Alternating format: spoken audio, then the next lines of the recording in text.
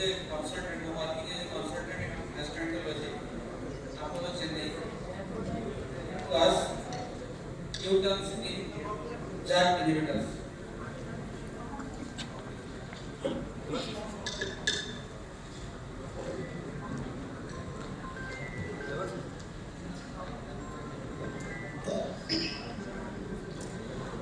Thank you, team GI Hungama, for giving an opportunity, and also thank you, team members, for giving an opportunity to be here.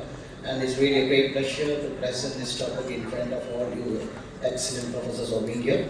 And my topic is U-turn in JAK inhibitors. What is new to take on with JAK inhibitors? As we all know, IBD is one complex entity to tackle, in which two major entities will be addressing. One is your UC as well as your CD. Among them, from 1980 till 2025, the EAA have been evolved completely regarding a total approach. Instead of us, we will be tackling symptomatic remission, followed by steroid-free management, apart from the preventing the complications, endoscopic improvement, histological improvement, now disability adjustment. All those things we are going to address when we are going to tackle your IBD. But all the events have been covered, starting from your aminosalicylates, starting from your steroids, whether the patient is going for your immunomodulators, next to that with your biologic support, now with your JAK inhibitors, initially with tafasitamab, now with upadacitinib is in the pipeline. So what is the major thing which has been taken over with your JAK inhibitors when you are going to tackle with this kind of presentation? So basically now the new molecule upadacitinib is being there for us for 3 to 4 months. We have been using that. And what is this upadacitinib? What is the major role thing? It's nothing but your JAK1 specific inhibitor. What is this JAK active kinase inhibitor? So the main role is, if you are going to look at the pathway, it will be JAK-STAT pathway, which is neither serine transcription activator or transcriptor, all those things. So if it is going to block this pathway, all the major cytokine driven storm, if it is going to get inhibited, that's the area. What is the major difference with this upadacitinib when compared with your tafasitamab in the initial phase of management? This upadacitinib is more specific to JAK1.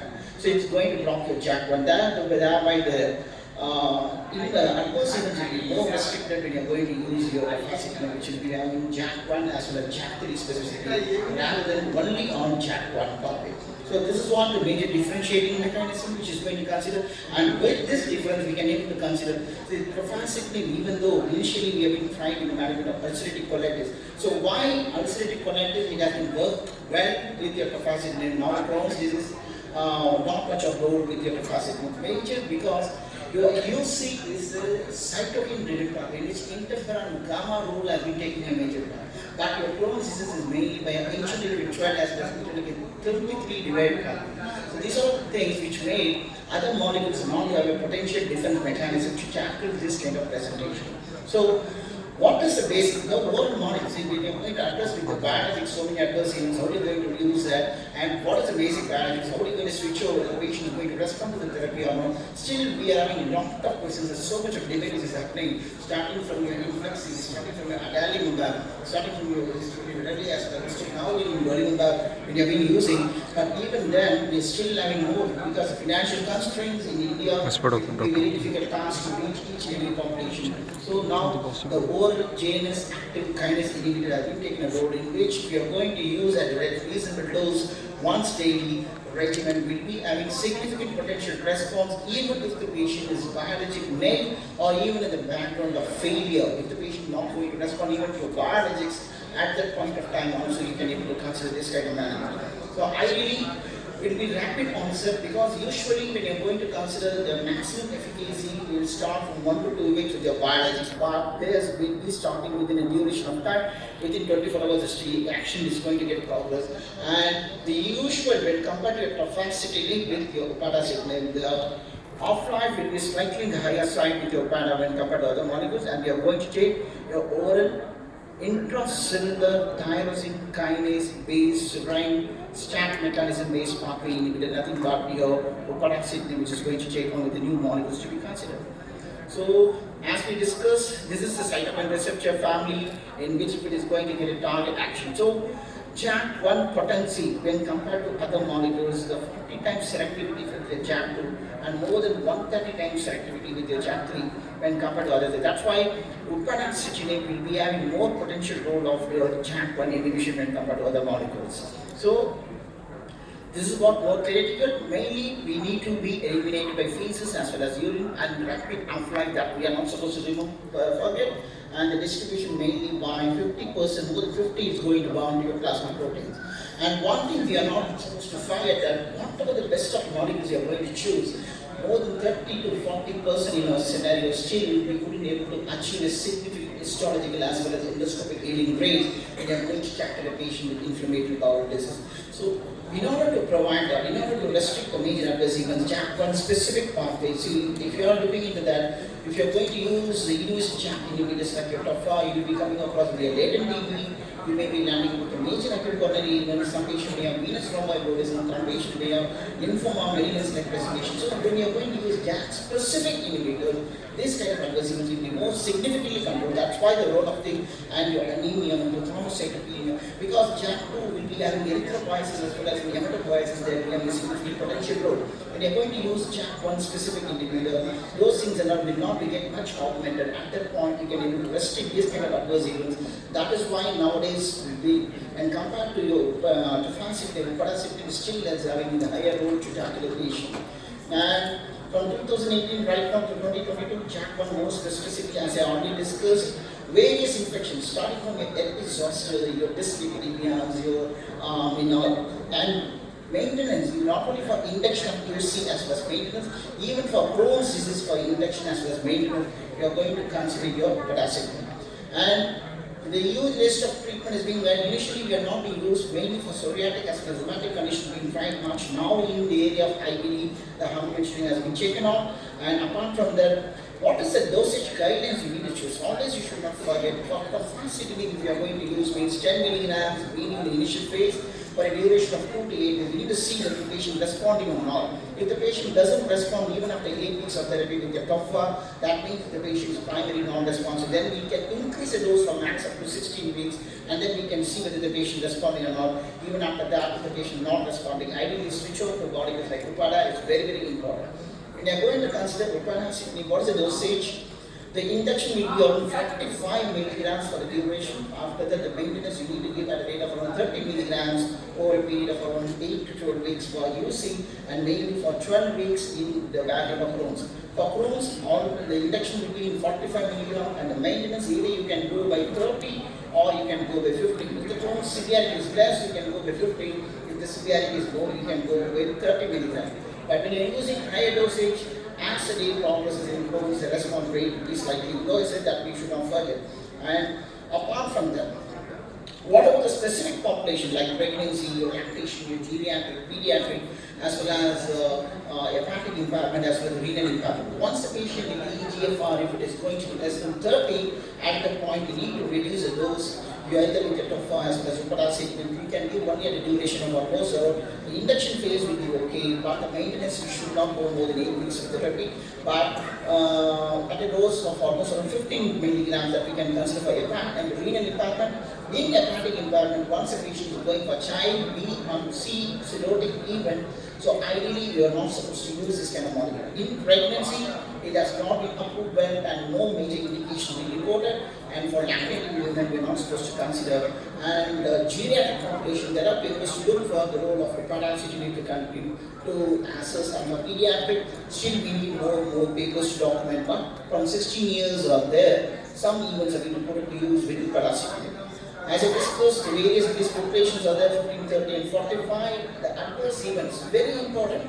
Latent tuberculosis. Before starting the patient with your Janus kinase inhibitor, so what is supposed to do? Assess the patient for tuberculosis. Look for latent tuberculosis infection. What is a latent TB? You need to do an X-ray, mantle, all those things that you are going to do a proper workup. So, and if you are going to diagnose with a latent TB, how are you going to manage a patient? Either you are going to use an INH or INH rifampicin. Nowadays, new molecule, nowadays, new identity, new guidance and coming into the field with your INH reform can be considered, or reform cases alone can be considered for a duration of 6 months. This is how we are going to address with your latent tuberculosis. How are you going to address your herpes zoster? This is one of the trigger most worsening events, and for that the vaccine, shingrix and all those things are being available. Is it whether we can combine your vaccination for herpes zoster along with this, we can definitely combine. Even though if you are going to use this or parasitic, we can combine this along with your vaccine, because it is not a live vaccine, it's a recombinant vaccine. So you can give vaccination for herpes zoster at a dose of almost 0 and 2 months schedule. So this is what we can use. And apart from that, other infections, lymphomas and all those things we need to screen, that we should not forget. And adverse reactions has already been pointed out. The worsening of adverse events with your parasitic will be the lowest when compared to your tofacitinib in the management protocols. What are the various studies? So as per the data coming across for UC as well as CD, as I already discussed, tofacitinib, the ancient trial being proven only with UC, and from your parasitic UC as well as Crohn's, in which achieved paper accomplished various trials for an excellent in for maintenance in Crohn's. In all these papers, what I mentioned that parasitic will be having a significant potential role to prevent complications like your endoscopic healing, histological revision, and your clinical parameters to improve, along with your lab parameters like your care protecting, your lactoferrin, all those things will get improved and prevent the patient from collecting risk. That are all the papers being documented when you are going to use parasitic. Few papers I would like to address before winding up.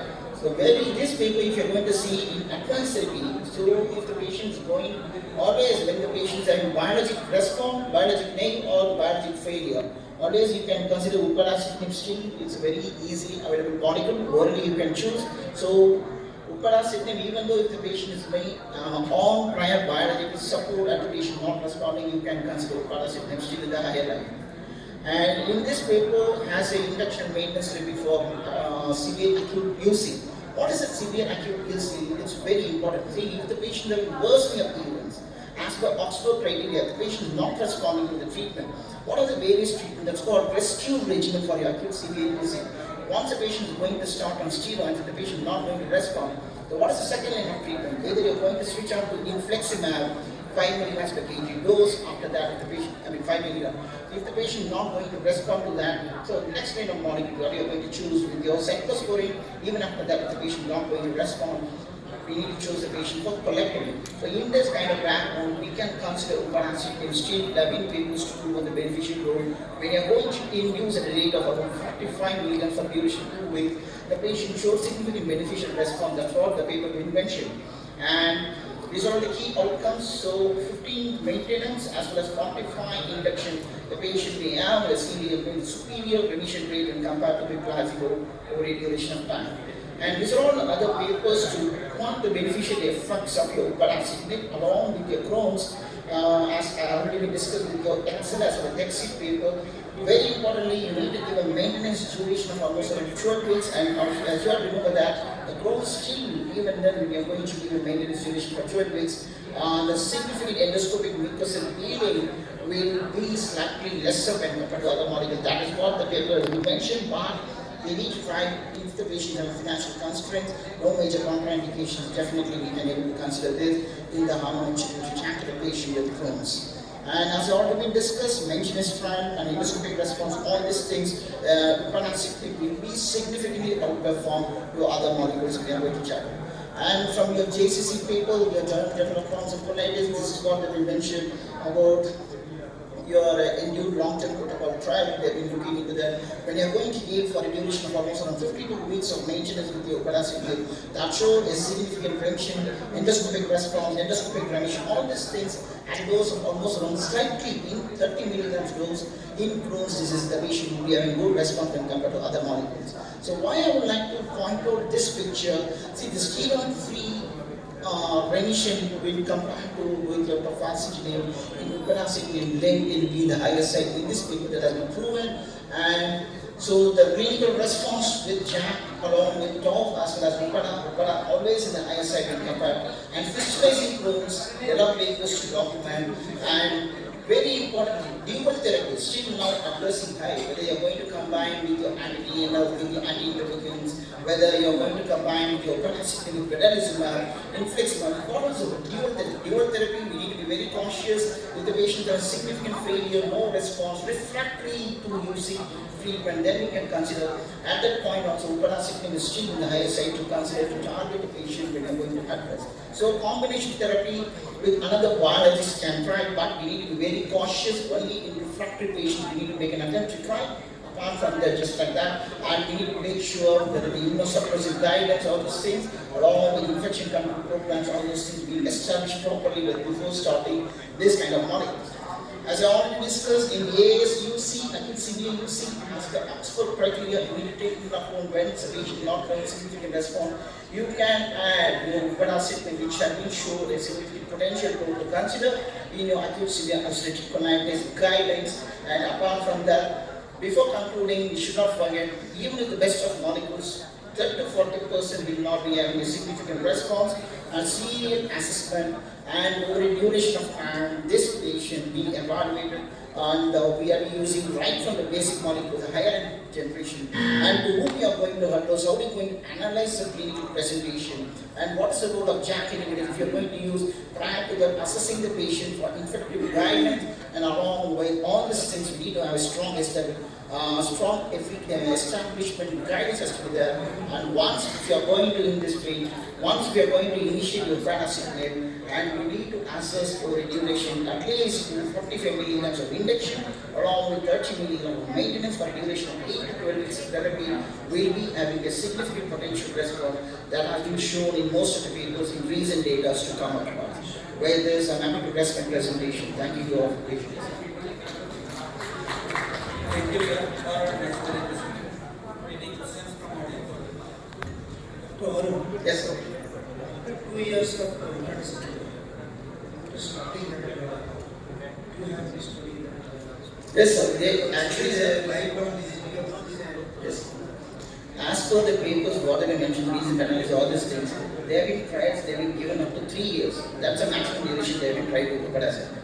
For tofacitinib, given up to 5 to 10 years. After that, whether it will continue like immunomodulator and We always immunomodulators can be add on as a, can be considered as an add-on. After that, we don't need a details and documentation not needed. past failure of UC, past time UC, moderate to severe UC, whether your choice would be according to the position, second line drug has been that is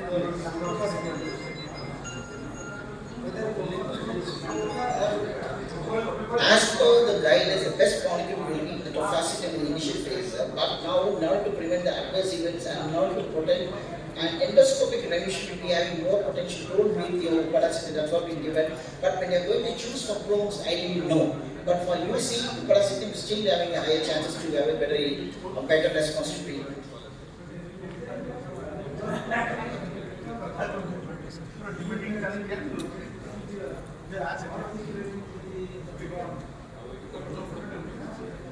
No, fistulizing Crohn's, the upadacitinib papers are there to look for a beneficial role.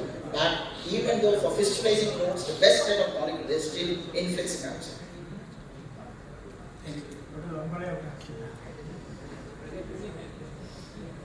When compared to adalimumab and other molecules.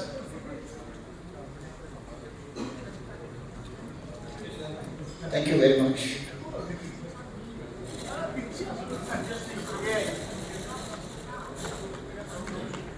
Thank you so much, Dr. Arun. I would like to request our chairpersons to please come over to the felicitation stage and felicitate our